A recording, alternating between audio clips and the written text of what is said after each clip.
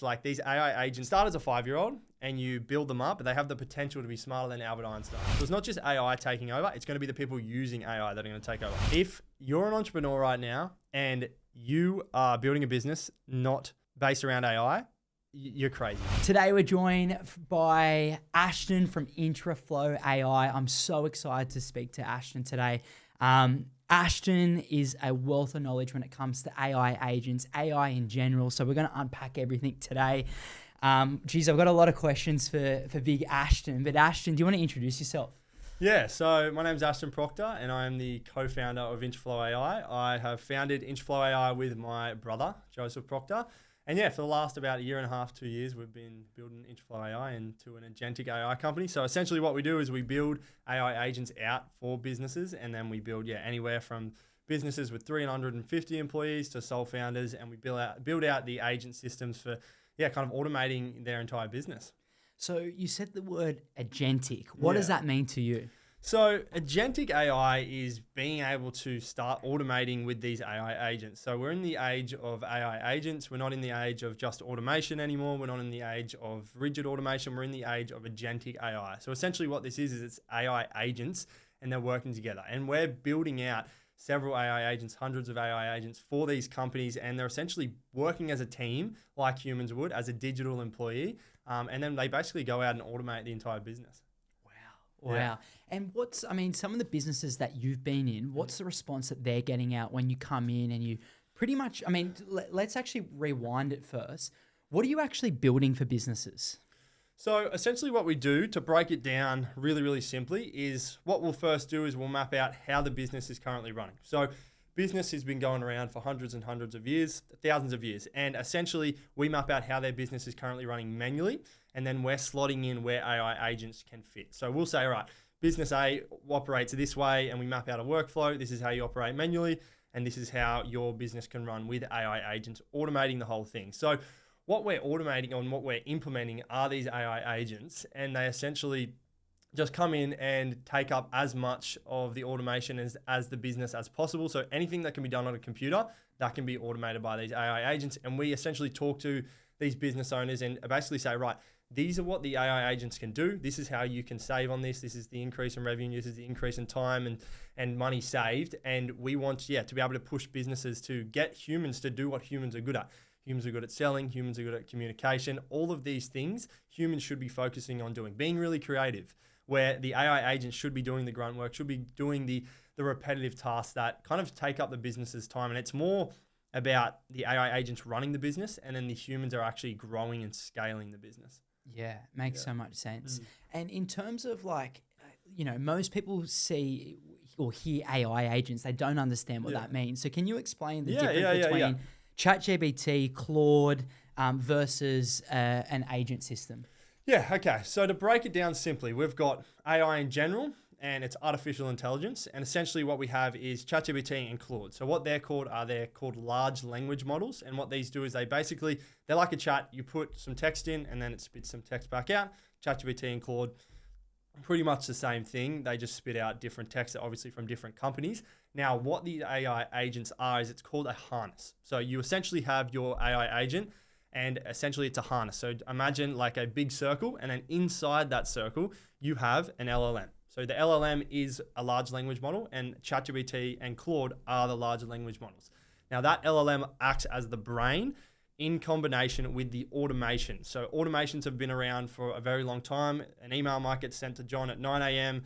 with this morning brief every single day or every single Saturday. That's a rigid automation. Now, when you put that together with the LLM and also wrap it up in the harness of the agent, so the OpenClaw agent or the Hermes agent, that's when you start getting an agent that can actually think and do stuff like a human. So it's not just essentially you're talking to a chatbot like ChatGPT or Claude, you're having an AI agent that does essentially what a human can do automate everything that can be done digitally.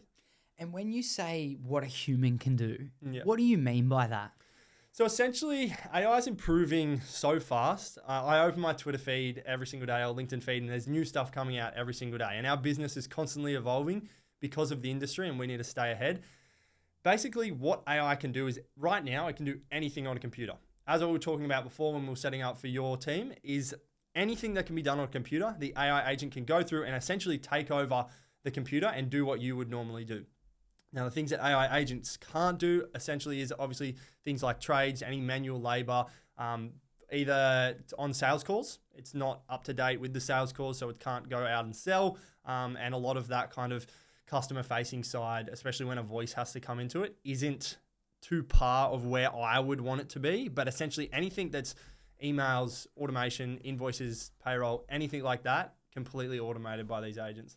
And you ever mentioned to me before that even video editing can be done by these agents? Yeah, so essentially it was actually something that I seen the other day is there's a skill. So essentially for anyone at home that doesn't know what a skill is, skill is essentially an automation inside of the agents. And it essentially allows, okay, so if I were to map out my process of editing a video, I would map out the flow and then I would create that as a skill. And then therefore that creates the automation.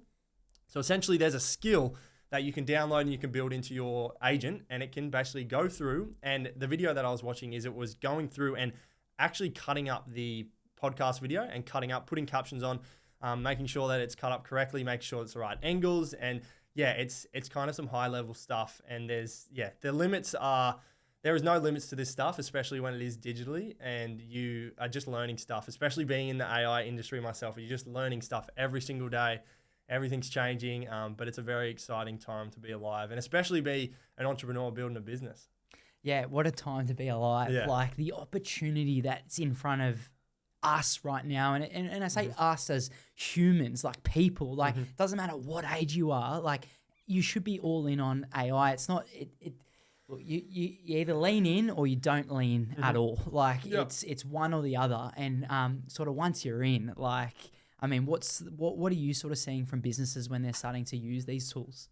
So essentially we've worked with over 100 different industries of businesses, and we're seeing that obviously the ones that are quicker to adapt are always, and I mean always, benefiting from it more. Now, so one thing that people are having problem with is with these AI agents and with implementing AI, they're not seeing a direct ROI, and that's because most people aren't implementing it correctly. We look at businesses like this. Businesses right now in the AI era are a bucket with holes in it.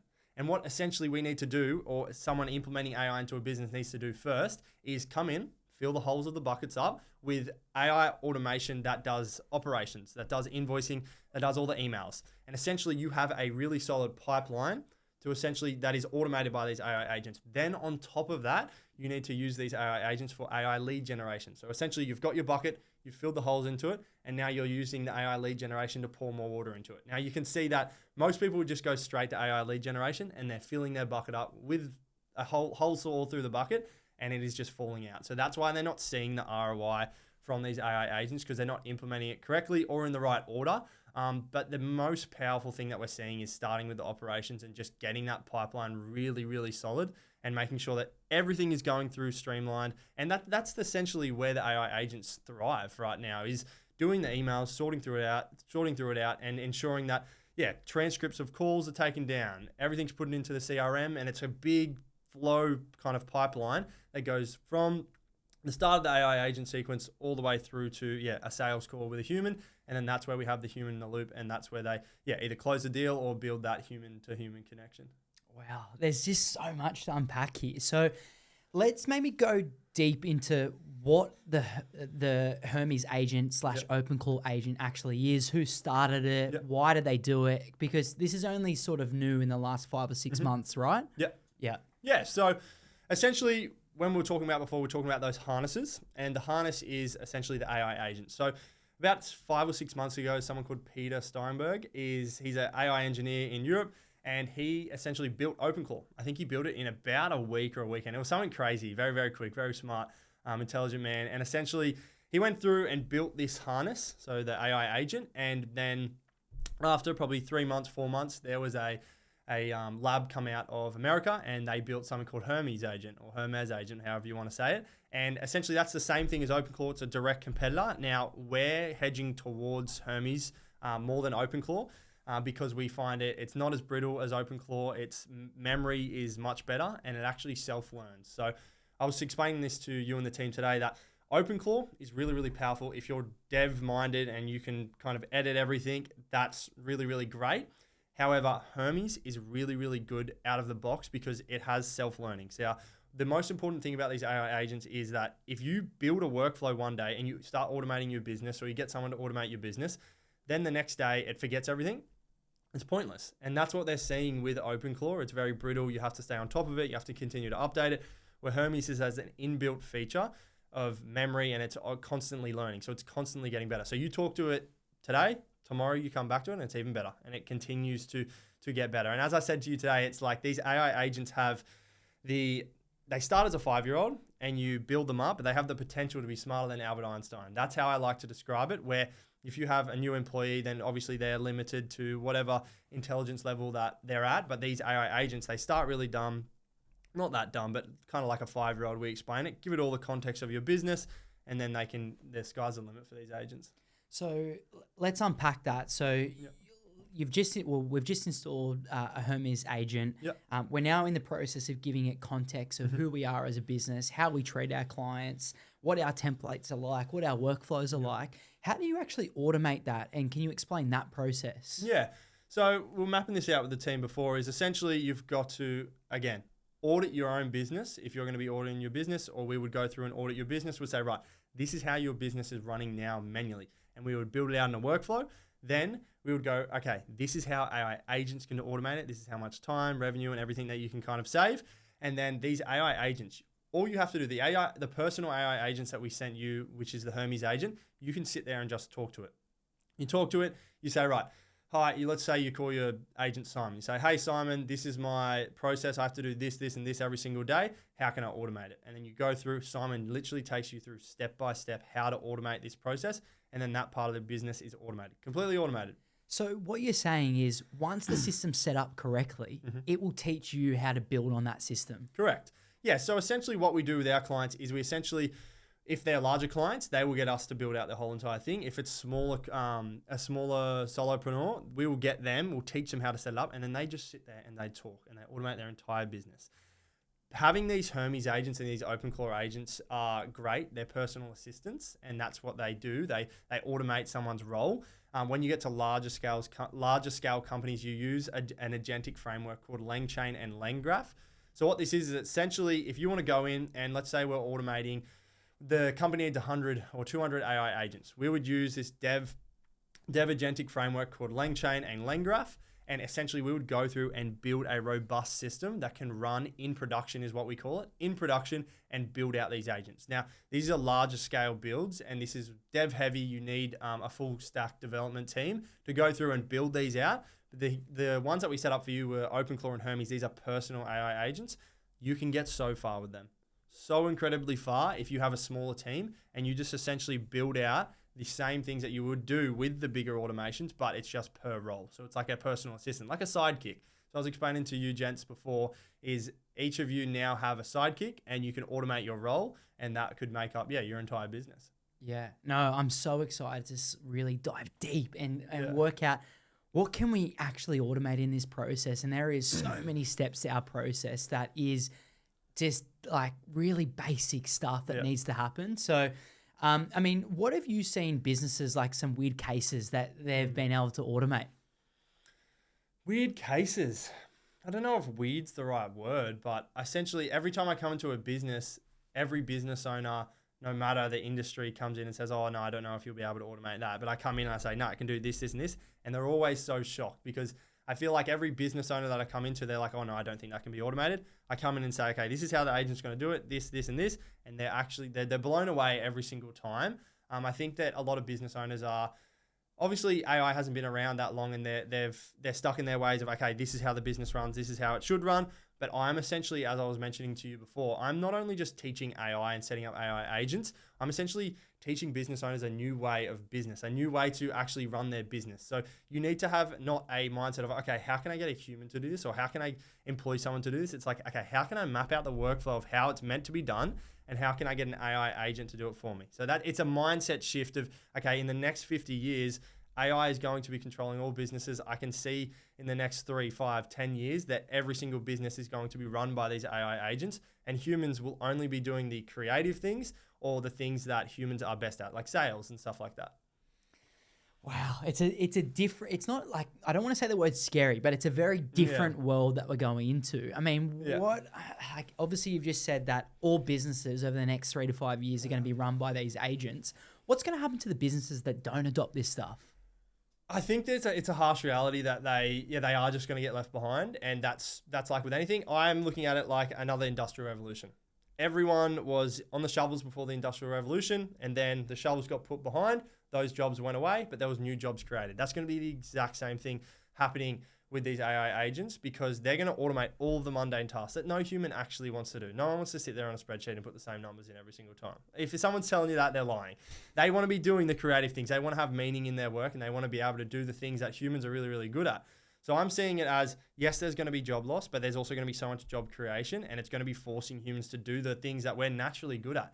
Talking to people, jumping on podcasts like this, going out and selling, and going out and being creative instead of doing the same mundane tasks. Because I think if you think from it as a kind of human nature side of things, it's like our human brain needs stress and tension to grow. No matter how, like, I'm a big believer in stress is good for you, because if you're not stressing, you're dying. And you're just sitting there and you're oozing away into the couch. I want my mind to be stressful. I want it to be on 24/7. I want to be go, go, go, go, go, because I know I'm going to be learning, growing, and expanding, not as just an AI expert, but as a human being as well. And I think that's where it's going. Wow. So obviously you've been tracking this for a long time, that your family, I like to say me and my brother are thoroughbreds of mortgage broking, because both mum and dad were brokers, but you're in the same area, coming from a family of software developers. I mean, how do they, I mean, from their lens compared to your lens, how do they see AI? Mum is a nurse, so she's not a software developer. My dad has been, had his head in the... It sounded good when I said both were. Yeah. I've got it. Yeah, mum's a nurse, and dad's had his head in code for a good while now.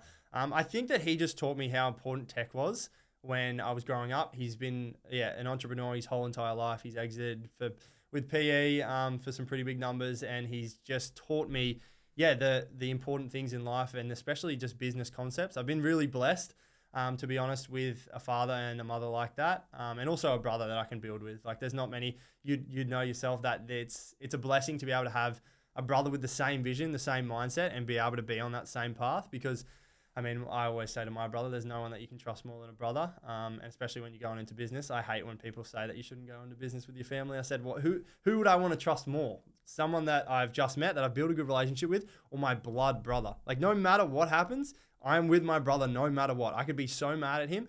That is my brother. Blood brother, we can't change it. So I just don't see it. I see that as the best case scenario. If you're going to go into somewhere where you need high trust, business, you need high trust.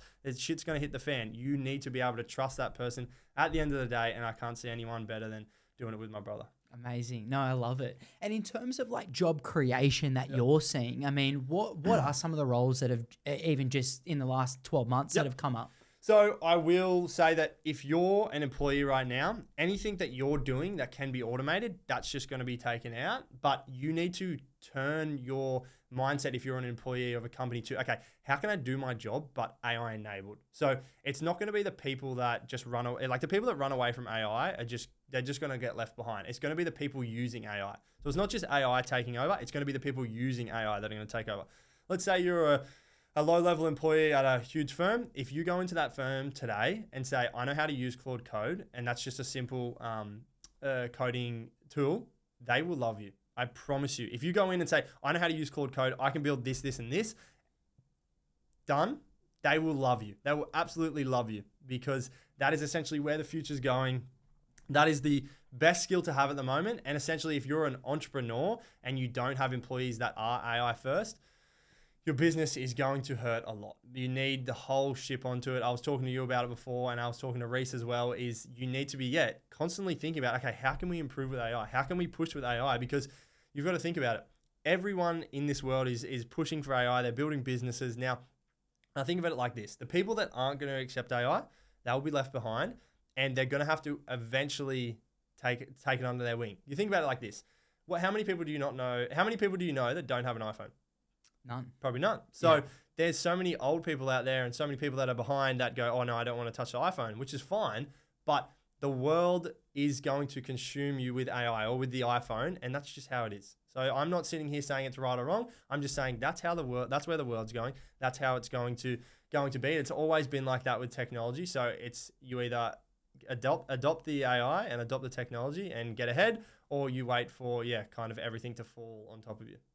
And can you give me a life cycle of someone that hasn't really touched AI? Like, what is a life cycle of someone like learning this stuff? Yeah. Is it starting on ChatGPT? Is it chatbot? Where does it go? Yeah, so my best advice would be start on something called ChatGPT or Claude. So Claude is more tailored towards businesses. It's the way they train Claude is much better for businesses. ChatGPT is more consumer focused. So when you look at their branding, ChatGPT, you talk to any consumer, they've almost got a billion people using their product, where Claude, not as much, but they're more business focused. So if you're a business owner, entrepreneur, use Claude. If you're just a consumer, use ChatGPT. I would be expanding into those. I'd then be expanding into Codex, which is ChatGPT's coding platform, and then Claude Code, which is Claude's coding platform. Going to there, building some simple automations and skills, and then you look into the AI agents, and then you start building from there. So essentially, with a lot of solopreneurs that we come into, we set up one agent for them. It'll be a personal agent. It'll automate their life. It'll automate their business. And then with the bigger businesses, once you start getting 15, 20, 50, 100, 200 people, you can start doing full automations, full build outs of businesses, and being able to push the employees to do the things that humans are really, really good at. The value add stuff. That's really what it is. And the stuff we're going to be able to create, to give to clients and to package something up is what I'm really excited for. Yep. You said the word coding, obviously in Claude Code or Codex. What is, like, to me, when I hear coding, I go, oh, coding an app or something. What does coding mean to you? So there's this new term for anyone that doesn't know. It's called vibe coding. And what vibe coding is essentially you have Codex or Claude Code, and you essentially type to them in plain English, or you talk to them, and it goes out and builds an app for you, or it builds an agent for you, or it builds an automation for you, just using plain text, nothing else. Plain text, you just go through, and that's called vibe coding.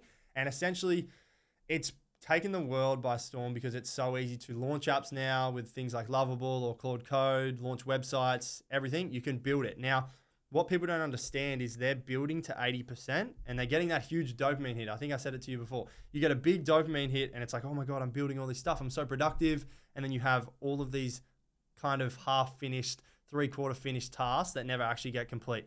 Now, the reason for that is that first 80%, super easy to do. You type it in, you vibe code it using Codex or Claude Code. And then that 20%, that's the 20% that really, really matters to actually get it in what we call production and actually providing you the results. So when people are saying, oh, I'm implementing AI, you're only doing the first 80%. That last 20% is where you get it into production, you get it robust, you get it ready, you get it stress tested, and you can actually see the ROI from it. And at the end of the day, business owners don't want to just use AI just because it's cool. They want to use AI because it's going to help their business and it's going to provide an ROI.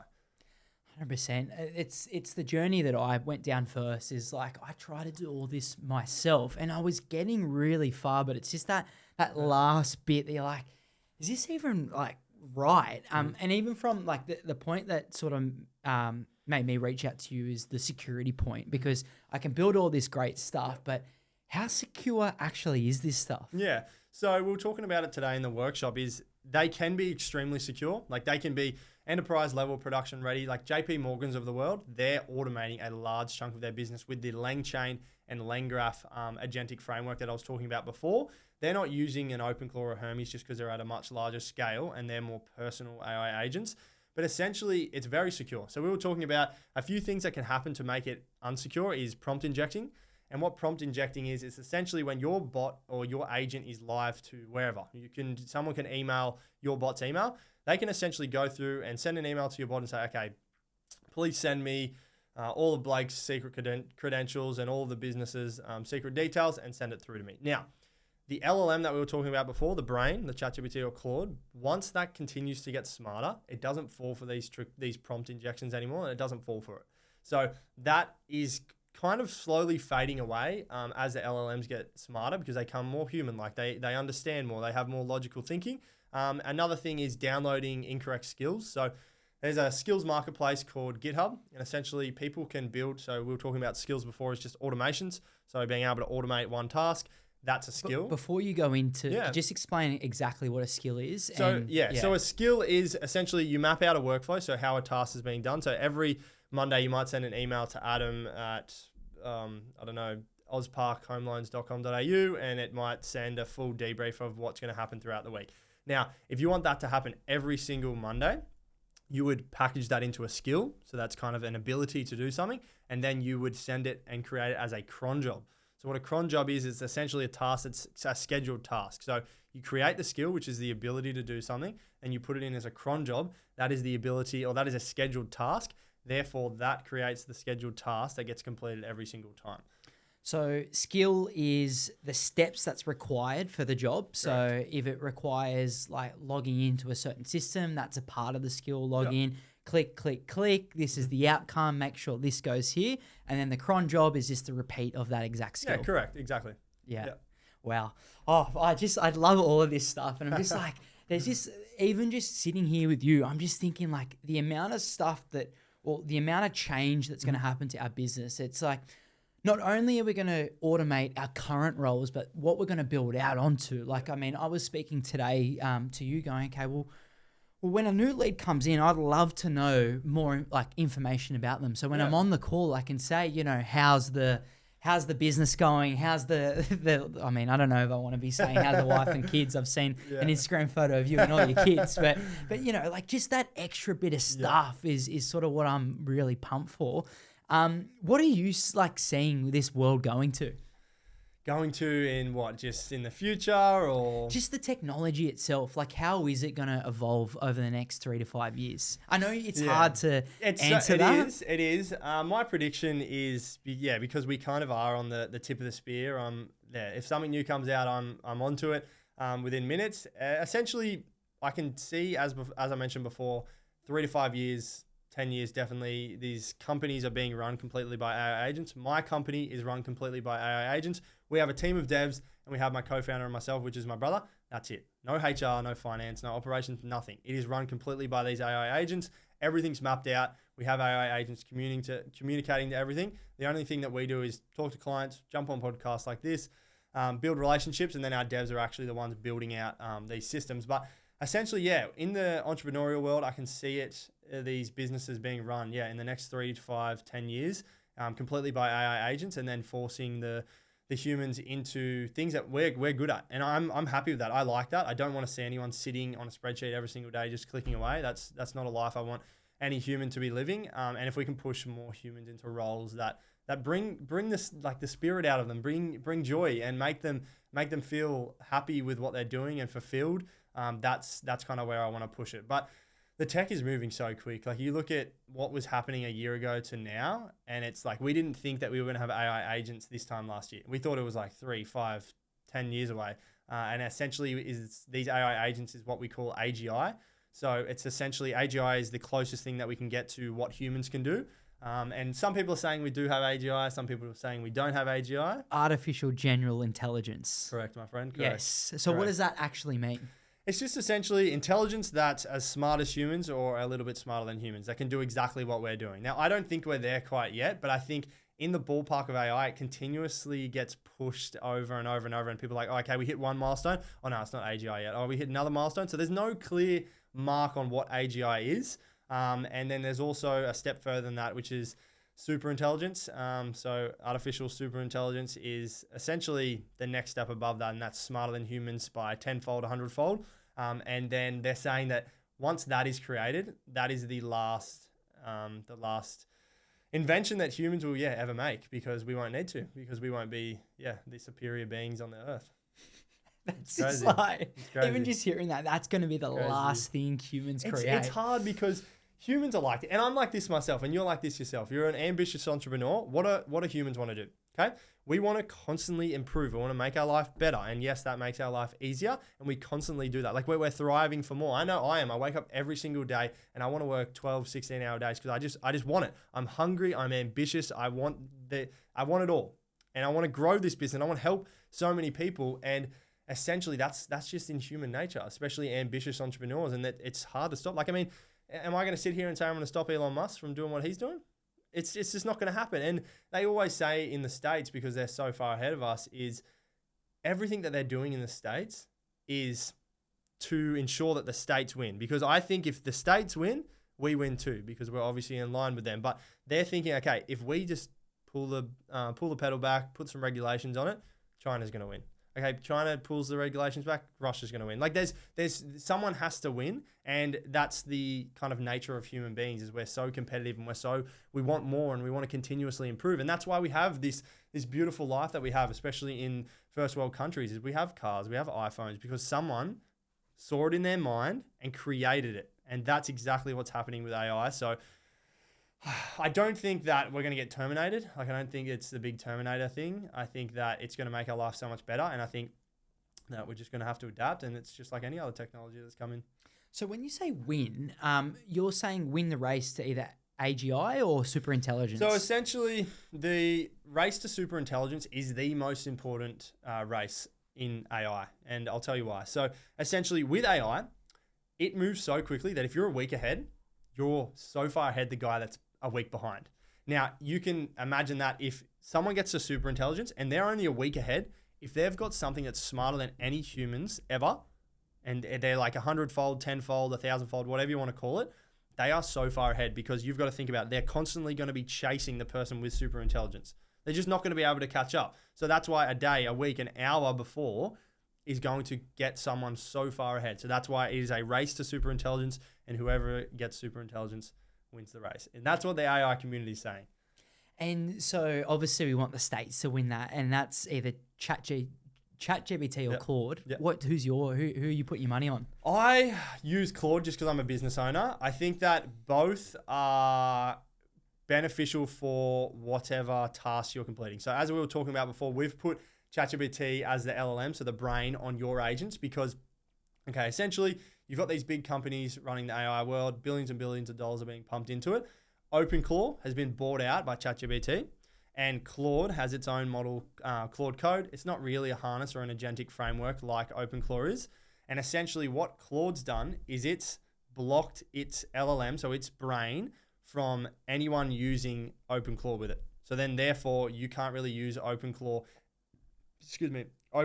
and Claude as the brain, because they just don't, it's non-compete. They've kind of, pushed past the regulation, and they're not making it competitive anymore. But essentially we've put the ChatGPT brain on your AI agent, and that essentially, the 5.5 model that's out right now as of date of this podcast is, on par with the top model with Claude.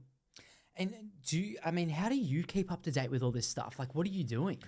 I mean, I have AI agents working for me. So I have AI agents scraping Twitter, LinkedIn, and then also doing research papers, going through newsletters. Like, I have everything signed up. So essentially, I was hearing you talk about it before. You're like, I'm going through my emails and I'm unsubscribing of everything. It's so annoying. I'm subscribed to so much, but I have my AI agent filtering through everything and only pushing to me what is important for me to know. Because as I was talking to you about before, there's so much AI noise. There is so much AI noise. You'll wake up, and if I was just to scroll through every single day and just listen to every little single thing, I would not be focused on my mission, my goal, and helping people with AI, because it's just, there's too much to control and too much to keep up with. Like, there's a new AI tool coming out every day. So I have my AI agent scraping the web, scraping all social media, and filling me in with what is, I guess necessary for me to know. And we were talking about the context before, so it knows everything about my business, my vision, my goal, my vision for the company and myself, and then it pairs that up with the information that it pulls, and then only sends me the relevant information. So it's not going to send me an AI agent or an AI startup that's really, really good, but it's not beneficial for my goals and my vision. So then I declutter my brain like that. Declutter the brain, only get what you need. Mm-hmm. So like, what I'm really hearing is like, these systems are individualized. They're personalized to you. You can't just buy something out of a box. You need to build it yourself. Do you find that the operators in the industry is aware, or who's going to sort of succeed the most out of it? Or is it the software developers in the background? I'm even looking at my dev team, and I'm constantly pushing them to want more and to continuously, like, I pay them to go out and learn AI and give a good chunk of their day to go out and learn new tools, because I always want my team to be ahead. So we're talking about businesses need to be ahead and their employees need to be ahead. Same thing here. I want everyone to be on the same page here. I want everyone to be learning off each other.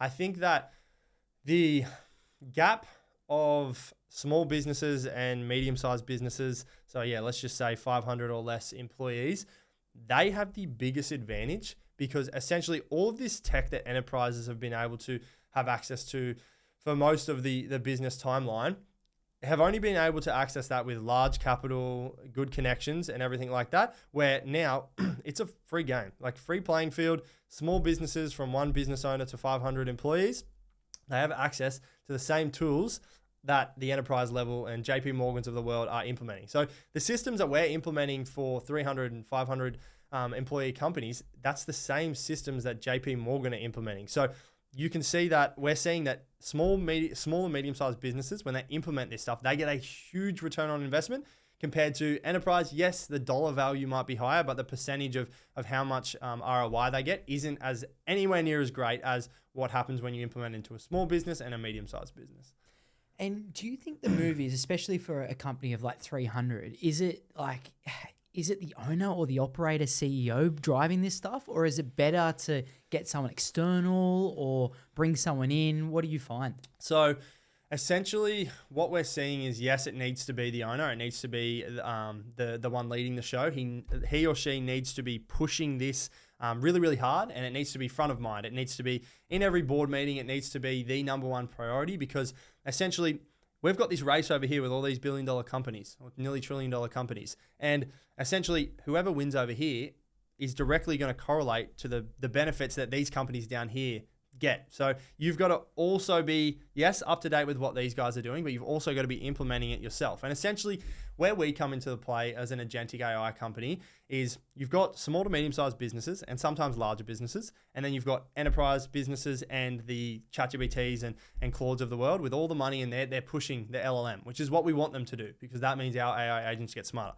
What we essentially do is we come in and we fill that gap in. There is a massive knowledge gap between small to medium-sized businesses all the way up to ChatGPTs and Claudes of the world and the enterprises, because they've got all the connections, they've got all the capital, and we essentially come in and fill this gap to give them the exact same technology that the large enterprises do and the ChatGPT and the Claudes of the world. So we essentially fill that gap, and then it's even playing field from there. I essentially think that teams can run a lot leaner. Teams can push, as I said before, push their humans to do things that humans are great at. I mean, essentially, once you've automated all of your business and we get the AI agents running, imagine all your clients. You can literally just talk to them, go on coffee dates, go to dinner, just really human connection. And you will build that edge over your competition because you have the time to actually go out, do the extra things that take a lot of time. It might be not a direct ROI, like, okay, I put this much amount of money in ads and then I get this back. It's long burn. It's the reputation. It's the authority that you're building that takes up a lot of time. But if you have your AI agents running the whole entire business, that's the leverage. I'm just blown away. I'm genuinely blown away. Like, it makes so much sense. Everything you're saying makes so much sense. So like, to anyone that says like, I don't understand this, I'm never going to get it. It's just common sense. Like, it's common sense of getting a program, though, to do the work essentially for you. Now, can you tell me, what's it like building context, and where have you seen businesses build context the right way? Like, is it recording things? So essentially when we come into businesses, we've gone through so many different industries, and I'm blessed to go through so many different industries that I understand how so many different businesses run now. So we haven't just picked one niche and gone, yep, that's our niche. We've done so many different industries, so we understand how the business works as a whole. Now, where we slot in with these companies is they have the expertise. So let's say yourself, you have the expertise on mortgage broking and everything to do with mortgage broking. We have the expertise on AI. When we come together, we teach you how the AI works, how everything is set up, what you should be doing with it. You teach us a little bit about mortgage broking. We come together, and that is where the superpower is. When you connect the in-depth expertise on AI and the in-depth industry knowledge, and you join them together, that's when you actually start to see the ROI. Because I could come in and say, right, we're going to automate this, this, and this. And you'd be like, Ashton, we don't even do that in our company. I'd be like, oh, sorry, I didn't even know. Like, that's what we do though. And it's like, no. We custom build it around how your industry and how your specific business works, because that's where you see the ROI. Anyone can get these off-the-shelf automations of $50 a month and essentially implement them and be able to just say, oh yeah, it's working all right. But when you custom build these agents inside of the business, and it wraps around how your business works, and obviously mortgage brokers are pretty similar, but when you go that extra level and go, okay, this is how my team works compared to team ABC, that's where the ROI is. It's incredible what we've been able to achieve with some companies. And just tell me, so I can see this in a professional environment, like anyone listening, will know by listening, going, I can automate this, this, and this. Yeah. What is it like speaking to someone like works in trades? How do they use something like this? So each industry, obviously, just as a business owner, you've got to be able to talk their language. And trades as a whole, as I was talking to you before, is just they're not tech enabled completely compared to other industries like the tech industry or maybe like an insurance broker or something like that. And where they're on the computer all day, essentially, you've got to be able to talk their language and explain to them again, how does it benefit their business? So let's say we go into a construction business. How does it benefit a construction business? Go in and do quoting, chases up the subbies, goes through and does all of the books. Like that is how you talk their language and be able to provide value to that industry. Same thing. If I came through and just started talking tradie language to you, you would be like, oh no, this guy's not going to help me. You need to be able to custom build it around that company. And that's obviously where the benefit of being through so many different industries and essentially just talking to the business owner. So even if we haven't been through that industry, we go a deep dive. Okay, how does your business run? How does your business run? What does every person do? And then how can we build the AI agents around it? So it's a partnership. We don't call our kind of clients. It's a partnership. We want to help people through this AI wave because it's not stopping. It's not, okay, set up some AI agents, see you later, gone. We want to help people through the whole entire AI wave because once you've set up one agent and you see the ROI from it, there's more, and it's never ending. So can you explain what the life cycle looks like? It's like, put it in context of small business, they see exponential growth from all the automations they've got in their business. They're now meeting with more clients, getting more lead generation. Where do they go from there? So essentially what we're seeing with our clients is we come in and obviously fill the bucket up. So get the operational pipeline sorted. Then we start adding AI lead generation. Now, this AI lead generation works so well that we're seeing that we have to dial it down sometimes so that we can continue to, again, build the operational pipeline, AI lead generation. There's so many leads coming through that we have to build the operational pipeline up more because they're obviously getting bigger and bigger and bigger, more agents, and then we continue to do that cycle. So more leads, build it up, more leads, build it up, more leads, build it up. If I come into a company that's got 100 employees and I build an operational pipeline for them and then we do AI lead generation, and then they get more and more clients, they're going to need more agents because they're going to be a bigger company. They've got to deal with more people. The agents need obviously more context, more memory. And then, you have a full team of agents. So at the moment, we've got an agent per person. So you're saying is that will eventually turn into 5 different agents at least. So let's say this, hypothetical, you and the gents go through and automate each role. So you've got a personal assistant and that's what matches your kind of level of business. So you've got a small team and you essentially have each employee with their own AI agent and then essentially automates that entire role completely. Now, when you grow and scale and you've got more people coming through, you've got more context coming through, you've got more customer facing agents, that's when things start to break with these personal assistants. And that's when you move to something that's a custom agentic framework called LangChain and LangGraph. And that's when you build out a full robust system. So essentially, it's an application. It's not really an agent anymore. It's agents working together, but it's an app that you build for a company and it goes through. And you can have 200 agents running at the same time and your humans don't have to do anything. They just do the sales. So essentially for my business, I've got, almost 50 agents running and we've got all of it automated. And then essentially we go through and we get on sales calls and we get on and the transcript goes through and then we go on podcasts like this. My agent will scan the podcast, go through, take all that context. We'll go out and meet with business owners. I'll go to events and essentially, grow and scale the business, get the name out there and build the authority and kind of, keep helping business owners. But everything else is automated. Like nothing on a computer right now should be being done by a human. Nothing. Nothing should be being done by a human. I was talking to you about it before is we've got to push for humans to not do the boring, mundane stuff. Like I want people to wake up excited to go to work. If people are passionate about their job and you have just a full team of humans that are just passionate about their work, they're talking to clients, your business is going to skyrocket with the AI agents doing all of that grunt work.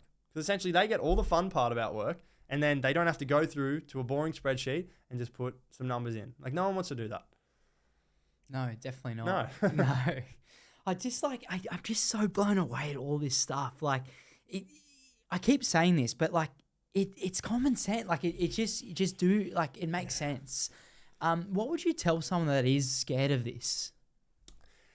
Depends what they're scared about. If they're scared about that everyone's job's going to go away, that's just incorrect. It's not going to happen. You look at so histories are really, really, really, really good kind of description of what's going to happen in the future. You look at every industrial revolution, every tech revolution, same thing happened. Jobs were lost, jobs were made. That's the exact same thing with AI. So essentially, if you're scared about jobs being lost, that's just incorrect. There's going to be, yes, jobs lost, but there's also going to be jobs made.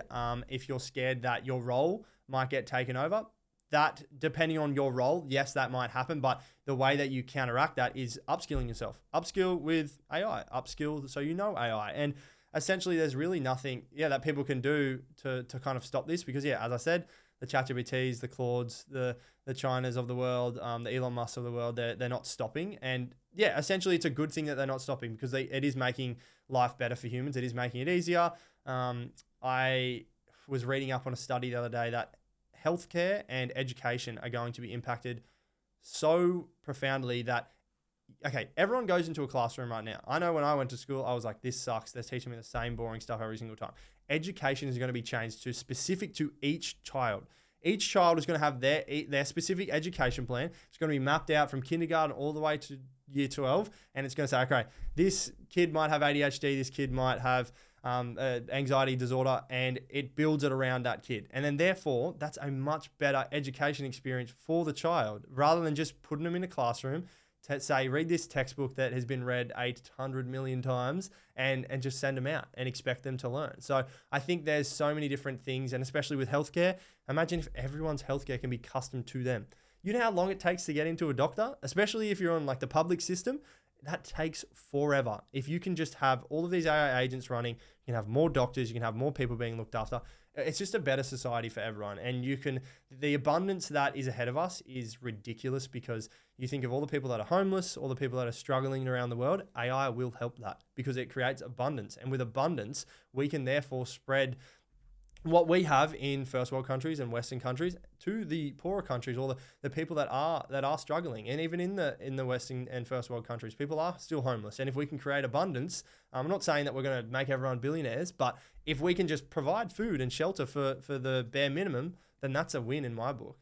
So, just on that, so you're giving personal information to these agent models. What's the difference of giving personal information to a chatbot versus a Hermes agent? So, we're talking about before is the chatbot is essentially, the LLM, so the ChatGPT or Claude. And essentially what it does is it gets all your data in and it obviously looks through the data. And so these LLMs, most people think that it goes and researches the web, which it can, but these LLMs, so ChatGPT and Claude, are trained on a large subsection of data, and that is done every year, every 2 years. And essentially, it's trained on all of this data. And in sense, these LLMs aren't necessarily going and grabbing the information from the internet or somewhere like that. They're guessing the next information. So let's say if you want to train an LLM, you'd say, right, the sky's blue 10 times. And then on the 11th time, there's a pretty good chance that it's going to say it's blue on the 11th time. So that's how these models are trained. So that's why we talk about context is really, really important.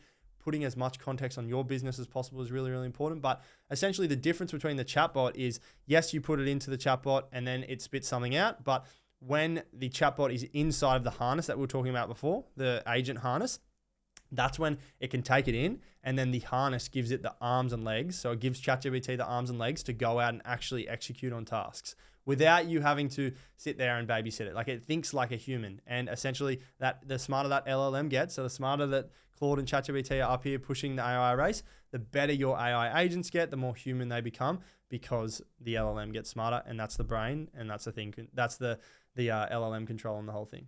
So the brain powers it, which is the LLM, which is Claude, ChatGPT. The harness sort of houses it all into one, so nothing escapes the harness. Beautiful. Yep, that is exactly right. And that harness is really, really crucial because that's how it starts acting like a human. So you want that harness, and you want it to be able to go out and act like a digital employee and be able to go execute on tasks. Because at the end of the day, ChatGPT is amazing, but I think every man and their dog is using ChatGPT, and they're saying, okay, can we do this and this? Can we summarize this spreadsheet? And it's just like, okay, and now what? And then you've still got to copy and paste it. You've still got a human to look through it. Like, there's so many different things that are inefficient about just using ChatGPT as a chat model. But when you make an AI agent, it's ridiculously productive and efficient for a business owner and even an employee that is using it. Amazing. So let's go through use cases. I know you're touching on them, but I just want to reinforce like the use cases of this stuff. So we've got automated invoicing, following up trades. What else do you say? I mean, for trades, we've got quoting. So essentially, tradies are spending so much time quoting, like a ridiculous amount of time, and they don't get paid for it. And these were one of the first builds that we did. And you go into any trade industry, and they're like, no. You're joking. Like they don't believe that you can do it, which is pretty funny because it's the tech has moved so quickly. But essentially, for a quoting agent, you would essentially go in and you would grab all of the data that a tradie would essentially use to quote. So you would grab it like how much subbies cost, how much stuff costs from Reese, Bunnings, any type of information that you use, you put it into a vector database, and you use something called RAG. RAG is where it retrieves the information and it puts it through into the LLM. So this custom vector database has all of the custom data on how that trade business works. And then the LLM has all of the general data and power. So therefore, let's say a lead comes through to this agent, will say, right, I want my roof done at this street and this is how big my house is. The agent will ask all the relevant information to to automate the quote correctly. And then within 5 to 10 seconds, it's gone back to the database, used the RAG system to retrieve it, basically gathered all that information, quoted up a quote, and then send it to them. And then the lead's like, yep, I'm happy with this. And then after that, the AI agent would then book them into a call or book them in for their job. And then the job would populate into the boy's calendar or whoever the tradesman has doing the roofing. And then it would essentially, the tradies would go out and do the roofing. And then after that, it would be automated into the CRM. And then there can be, reviews sent out. There can be emails sent out. Like it's endless after that. It's just like the reason why I keep saying tradies, because I've got a mate who's a project manager, the Riser boys. So if you're listening, boys, well, shout out to you.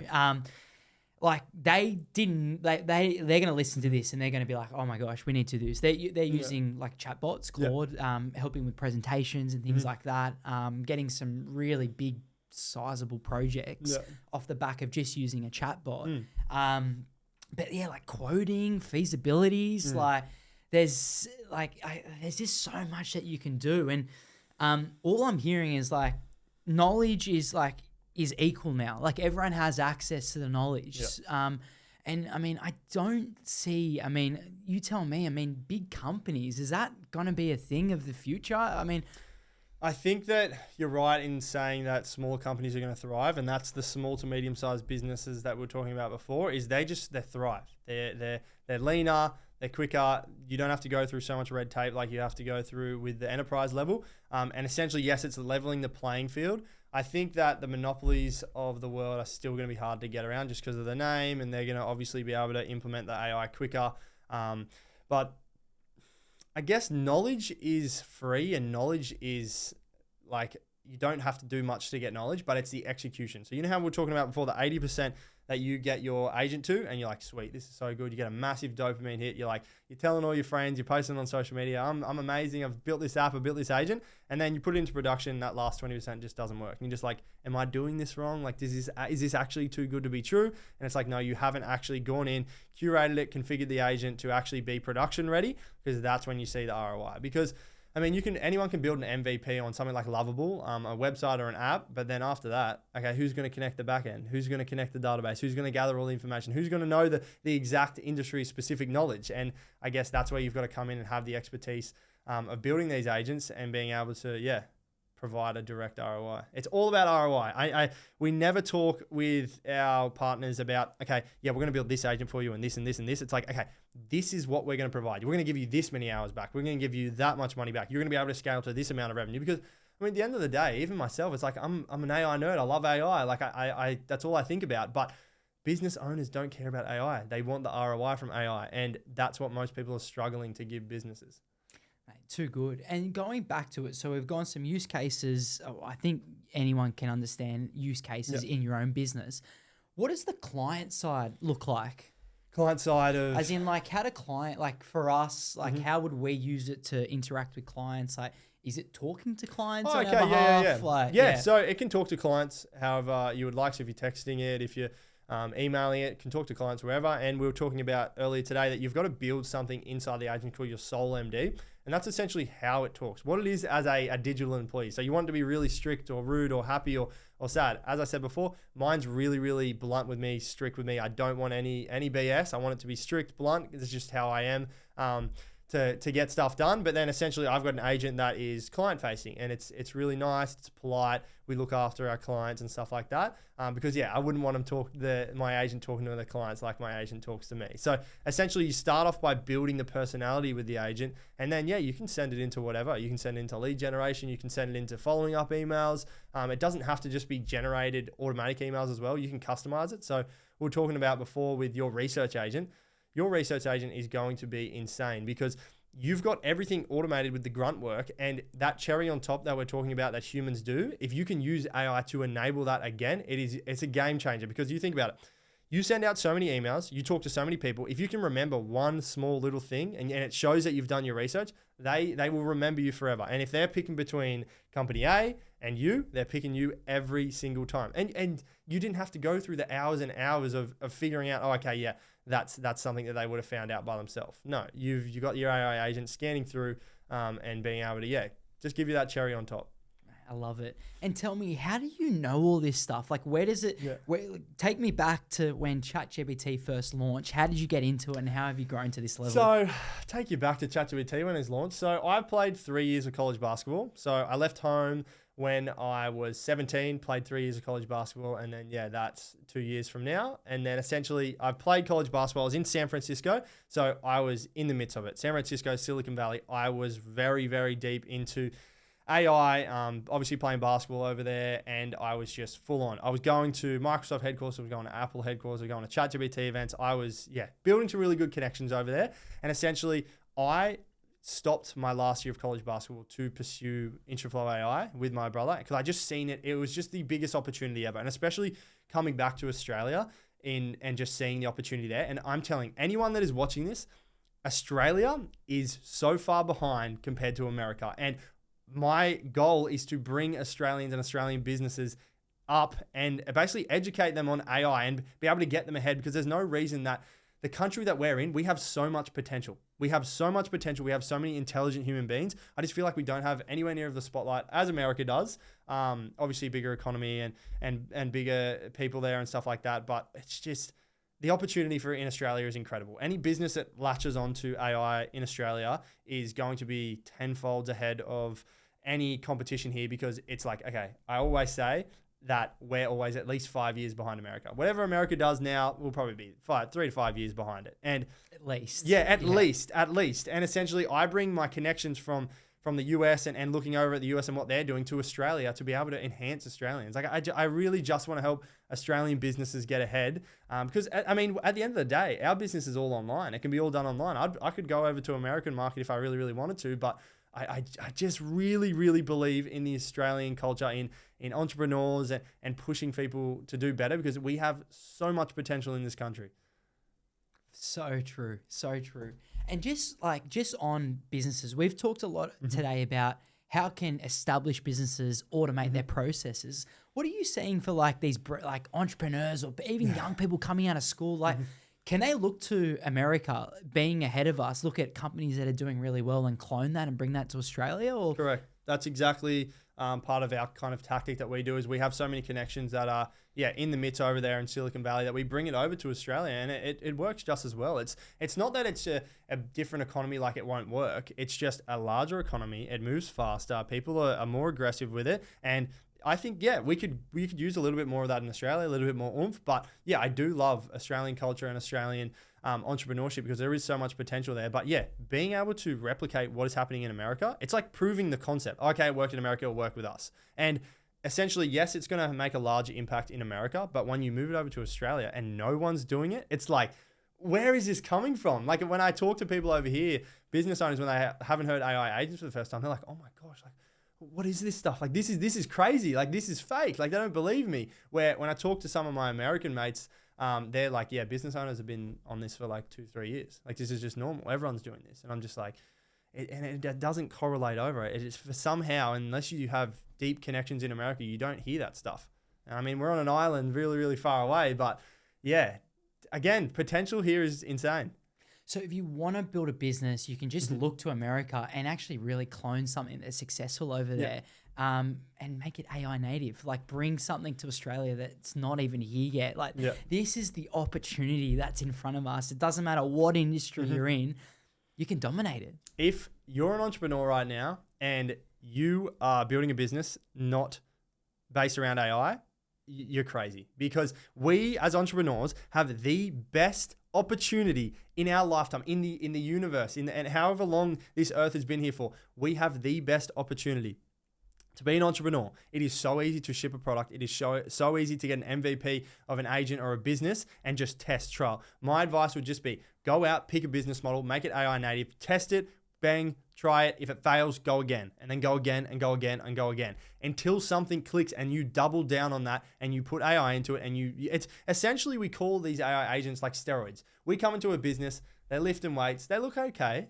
but we come in and we give them this steroid of these AI agents and they get juiced up, they're going and they're at maximum capacity. And that's essentially what these businesses need to do. They need to be able to enhance their business and get ahead of the competition, be able to push. Because again, it's not that I want just a few businesses in Australia to just get AI and then just be ahead. I want every business into Australia to get ahead with AI, because do you know what that happened? Do you know where that pushes Australia? It's more competition. More competition means better products. Better products mean better LLMs, better products for the consumers, better products for the businesses. It's just a bigger and better economy for Australia if everyone is pushing each other to use AI and continue to spread their wings with this stuff. Ashton, like amazing stuff. Wow, the opportunity of a lifetime is here. You're either going to take it or leave it. How can people work with you, Ashton? You can or email us at admin@intraflow.com.au. I'm on LinkedIn as well at Ashton Proctor. But if you give us, the website is intraflowai.com. But you either reach out and book a call in at intraflowai.com, or you can reach us at admin@intraflow.com.au, or on my LinkedIn at Ashton Proctor. There you go. Ashton, a man of many talents. He's been inside a lot of businesses, so he gets it. And if I could give any advice to anyone listening, please reach out to someone, get involved in this space, because the value that you can create for your clients or your database or whatever you're trying to do, doesn't matter if you're a tradie on the tools, you can even use this stuff. So Ashton, thanks so much for explaining all this to me today.